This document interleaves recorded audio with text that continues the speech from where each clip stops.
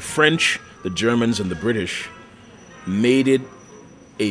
put in a mandate to eliminate so-called tax havens. And this attempt to eliminate tax havens produced what you call a gray and a white list. So there may be one or two countries left on the blacklist. Those who had moved up and had complied with some of the regulations and changed their laws to make money laundering a crime, enacted the Proceeds of Crime Act, all these things Turks and Caicos has done, submit themselves to IMF reviews and so on, they were put on the gray list.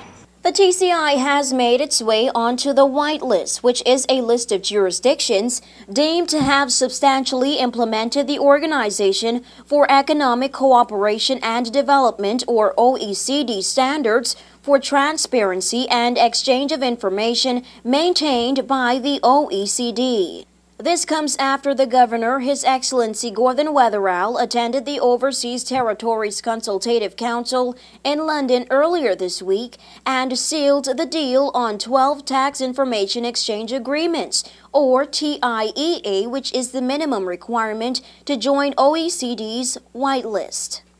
News 4 sat down with local economist Gilbert Morris, who has previously advised TCIG and the Ministry of Finance in the area of financial centers to find out whether this is good or bad news for the country.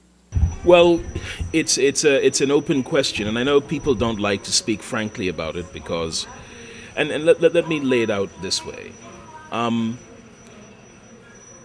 In a world in which everybody's doing it, it's good for us because it doesn't change anything.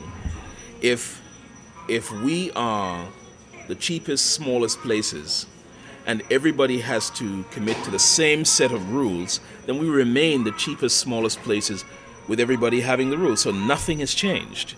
Morris said he believes that G20 leaders who have declared the door shut, clamping down on tax havens, are making a mistake. Why? Because he says there could be issues that prejudice legal and professional privileges in the long run when G20 leaders request information and a constitutional issue is raised.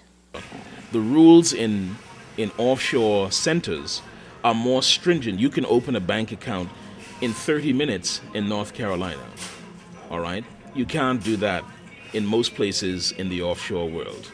So a different set of rules are being applied. The second thing is, when a foreign person comes here and opens a bank account, and that person then says, well, now I have a set of rights under your Constitution.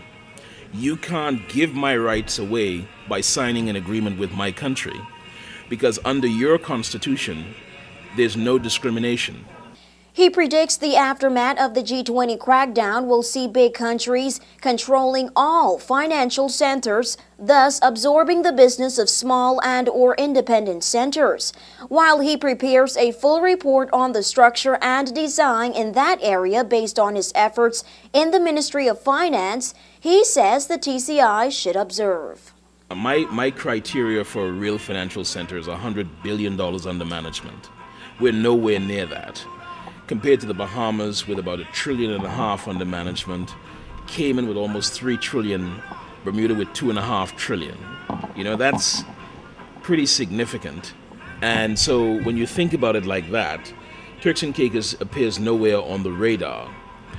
And that means that we can watch and see how this all breaks down, then decide how we want to move in the area of financial services. For WIV4 News, I'm Nikara John.